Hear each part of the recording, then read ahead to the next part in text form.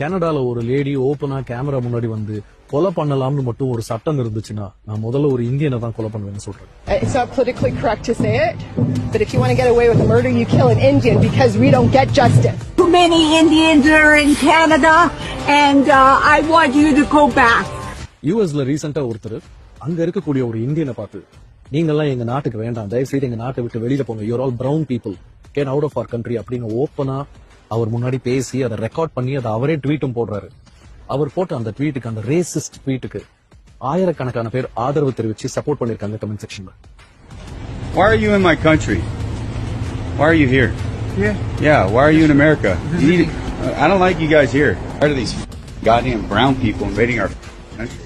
யூகேல ரீசெண்டா Tommy Robinson ஒரு தனி மனுஷன் நடத்தின ஆன்டி இமிகிரேஷன் ரேலியில கிட்டத்தட்ட 1.5 லட்சம் பேர் கலந்துகிட்டு அவருக்கு தங்களுடைய சப்போர்ட்டை கொடுத்தாங்க. இந்த 1.5 லட்சம் பேரும் ஆன்டி இமிகிரேஷன் வெளிப்படையா கோஷம் போட்டாலும் டீப் இன்சைட் அவங்களுக்கும் தெரியும், நமக்கும் தெரியும், இது ஆன்டி இமிகிரேஷன் விட actual target was anti Indian immigration.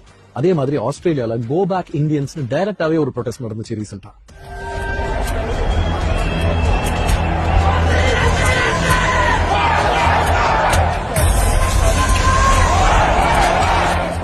ஒரு 10-15 வருஷம் முன்னாடி கூட இவ்வளவு வெறுப்பு இல்ல இந்தியன்ஸை பார்த்தா. இப்ப திடீர்னு இப்படி ஒரு இன்டர்நேஷனல் வெறுப்பை நம்ம சம்பாதிச்சதுக்கு என்ன காரணம்? கொஞ்ச நாளா நம்மளோட மக்கள் வெளிநாட்டுல போய் செஞ்சுக்கிட்டு இருக்கிற சில டிஸ்கஸ்டிங்கான விஷயங்களை ஒவ்வொன்னா பார்ப்போம். 2025 ஜெர்மனில நடந்த ஒரு விஷயம்.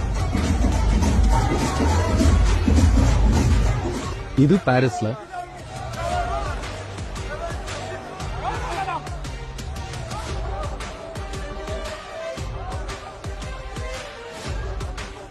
அப்புறம் இது ஸ்காட்லாந்துல.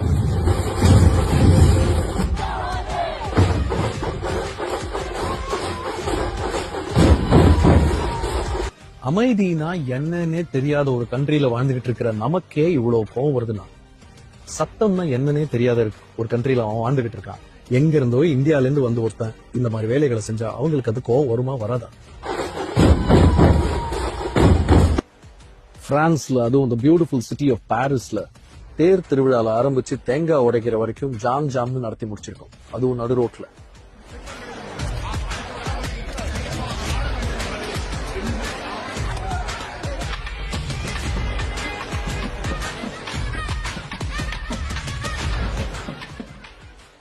லண்டன்ல இருக்கிற பியூட்டிஃபுல் தேம்ஸ் ரிவர்ல செஞ்ச வேலை இது.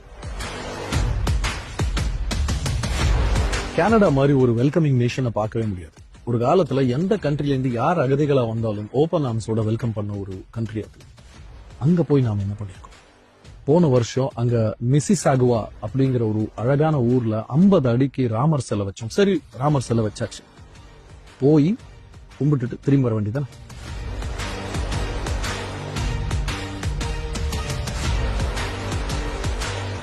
இதை எதிர்த்து நிறைய கனடியன்ஸ் ப்ரொடெஸ்ட் பண்ணாங்க, எஸ்பெஷலி ஆன்லைன் ஃபாரம்ஸ்ல. இவங்களோட கல்ச்சருக்கு நாங்க ஏன் அடாப்ட் ஆகணும்? எங்க நாட்டுக்குள்ளேயே நாங்க ஏதோ ஸ்ட்ரேஞ்சர்ஸ் மாதிரி ஃபீல் பண்ணிக்கிட்டு இருக்கோம் அப்படின்னு சொல்லி ஜெனுவினா வருத்தப்பட்டாங்க. We're going to their country. We will have to adapt to their culture, right? You feel like I'm a stranger in my own country. லட்சக்கணக்கில் இந்தியன்ஸ் போய் அந்த நாட்டுல செட்டில் ஆகுறதுனால அவங்களுடைய ஜாப் ஆப்பர்ச்சுனிட்டிஸை மட்டும் நம்ம தட்டி பறிக்கல, அவங்களுடைய பீஸ்ஃபுல் குவாலிட்டி ஆஃப் லைஃபையும் சேர்ந்து கெடுத்துக்கிட்டு இருக்கோம்னு அவங்க ஃபீல் பண்றாங்க. ஜூலை 2024 ஒன்டாரியோல ஒரு மொத்த பீச்சையே பாத்ரூமா யூஸ் பண்ணிருக்காங்க நம்ம ஆளுங்க. அதனால அந்த பீச் நாரி போய் அந்த தண்ணியில இருக்கக்கூடிய பாக்டீரியா லெவல்ஸ் அதிகமாகி அதை கம்ப்ளீட்டா கிளீன் பண்ற வரைக்கும் அந்த பீச்சையே க்ளோஸ் பண்ணி வைக்க வேண்டிய ஒரு நிலைமை கவர்மெண்ட்க்கு ஏற்பட்டுச்சு. இதனால அவங்களுடைய டூரிசம் ரெவன்யூ எவ்வளவு பாதிச்சிருக்கும்? கோவம் வருமா வராது? யூகேல லெஸ்டர்னு ஒரு இடத்துல ஒரு போர்டு போட்டிருக்காங்க, தயவு செய்து இந்த இடத்துல பான்பீடா போட்டு துப்பாதீங்க அப்படின்னு. இதுல என்ன தமாஷ்னா, அந்த போர்டை இங்கிலீஷ்லயும் குஜராத்திலயும் போட்டிருக்காங்க. சரி, இங்கிலீஷ்ல போடலாம். அதே மாதிரி இது இந்தியன் சம்பந்தப்பட்ட விஷயம், பான்பீடா இல்லையா, வேற எந்த கண்ட்ரிக்கும் இவ்வளவு கேவலமான பழக்கங்கள் இருக்காது. சோ இந்தியன்ஸ்ங்கிறதுனால ஹிந்தியில போடலாம். ஆனா அவங்க என்ன பண்ணிருக்காங்க, இங்கிலீஷ்லயும் குஜராத்திலயும் போட்டிருக்காங்க. ஏன் குஜராத்தில போடணும் அப்படின்னா, அங்க பான்பீடா போட்டு அசிங்கமா துப்புறவன் பூரா யாரு? யூஎஸ்ல ஒரு பெரிய ஹைப்பர் மார்க்கெட்ல 1 லட்சம் ரூபாய் வர்த் ஆஃப் ப்ராடக்ட்ஸ் ட்ராலியில எடுத்துக்கிட்டு அத்தனை பில்லிங் கவுண்டர்ஸ் இருந்தும் எதுலயுமே பே பண்ணாம சர்வசாதாரணமா வெளியில போக ட்ரை பண்ண ஒரு இந்தியன் லேடிய அரெஸ்ட் பண்ணிருக்காங்க யுஎஸ் போலீஸ். யூகேல பவன் கல்யாணுடைய லேட்டஸ்ட் தெலுங்கு படத்துடைய ஒரு ஸ்கிரீனிங்ல ஒரு தியேட்டர்ல கன்ஃபெட்டிய தூக்கி போட்டு அசிங்கம் பண்ணி மொத்த தியேட்டரையும் நாரடிச்சிருக்காங்க நம்ம இந்தியன் தெலுங்கு டயஸ்பரா. அந்த தியேட்டருடைய அத்தாரிட்டிஸ் கடுப்பாகி அந்த ஷோவை பாதியில நிப்பாட்டிட்டு இவங்க கிட்ட வந்து நியாயம் கேக்குறாங்க. அதுல ஒருத்தன் திருப்பி கேக்குறான், இந்த மாதிரி அசிங்கம் எல்லாம் பண்ணக்கூடாதுன்னு என்ன போர்டா போட்டு வச்சிருக்கீங்க அப்படின்னு கேக்குறான். இன்னொருத்தன் கேக்குறான், நாங்க வேற எப்படி இப்ப ஒரு படத்தை என்ஜாய் பண்ணுவோம். சோ ஒரு படத்தை எப்படி என்ஜாய் பண்ணணும்னு கூட தெரியாம அவங்க கிட்ட அவன் கேட்டுக்கிட்டு இருக்கான். இப்படி தியேட்டர், ஏர்போர்ட், சப்வே, ஸ்டேடியம், ரெஸ்டாரண்ட்னு ஒரு இடம் பாக்கி வைக்காம அத்தனை பப்ளிக் பிளேசஸ்லயும் நம்ம இந்தியன்ஸ் சில பேர் பண்ற இந்த அசிங்கங்களால மொத்த கண்ட்ரி மேலயும் ஒரு டீப்லி எம்பெடட் ஹேட்ரட் உருவாயிட்டு. சரி, இப்படி நாம அங்க போகும்போது இந்த மாதிரி வேலைகள்லாம் பண்றோம்னா அவங்க இங்க டூரிஸ்டா வரும்போது நாம என்ன பண்றோம்? 2022ல ஒரு சவுத் கொரியன் டூரிஸ்ட எப்படி ஹாரஸ் பண்ணிருக்கோம் மட்டும் பாருங்க. இந்தியாவுக்கு வந்த ஒரு ரஷ்யன் டூரிஸ்ட் போறோம் வரவெல்லாம் தோல்ல கை போட்டு ஹராஸ் பண்ணி போட்டோ எடுக்கிறான்.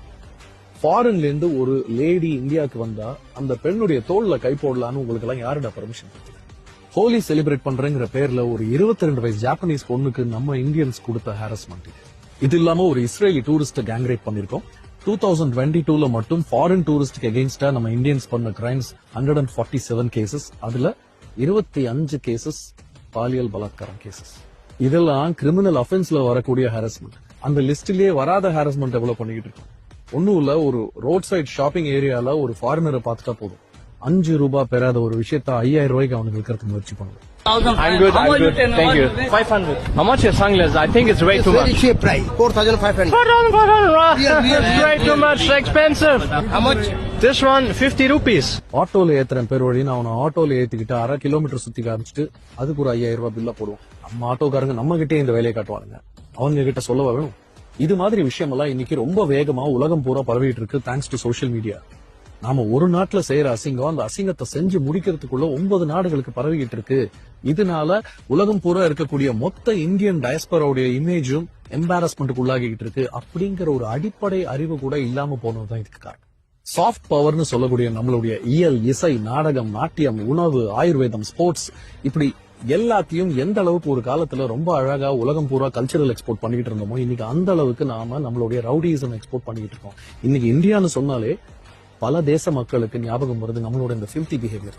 உலகத்திலேயே மிக குறைந்த சேலரிக்கு வேலை பார்க்கறதுக்கு நாம தயாரா இருக்கிறதுனால ஒவ்வொரு நாட்டுக்கும் போய் அவங்களுடைய வேலை வாய்ப்பு, அவங்களுடைய ஹவுசிங், அவங்களுடைய இன்சூரன்ஸ், அவங்களுடைய ரியல் எஸ்டேட்னு எல்லாத்திலயும் கைய வச்சு அவங்களுடைய வாழ்வாதாரத்தை கேள்விக்குறியாக்கிட்டு அவங்களுக்குன்னு மிஞ்சி இருந்த அவங்களுடைய கலாச்சாரத்திலயும் நம்ம கலாச்சாரத்தை கொண்டு போய் ஃபோர்ஸபுளா புகுத்தி அமைதியா வாழ்ந்துகிட்டு இருந்த அவங்களுடைய லைஃப் ஸ்டைல்ல நாராசத்தை உண்டு பண்ணி அவங்களுடைய பீஸ் ஆஃப் மைண்டையும் கெடுத்து நாம போனது எதுக்கு? காசு சம்பாதிக்கத்தானே. வாயையும் அந்த வேலையை மட்டும்தானே பார்த்துட்டு வந்திருக்கோம்.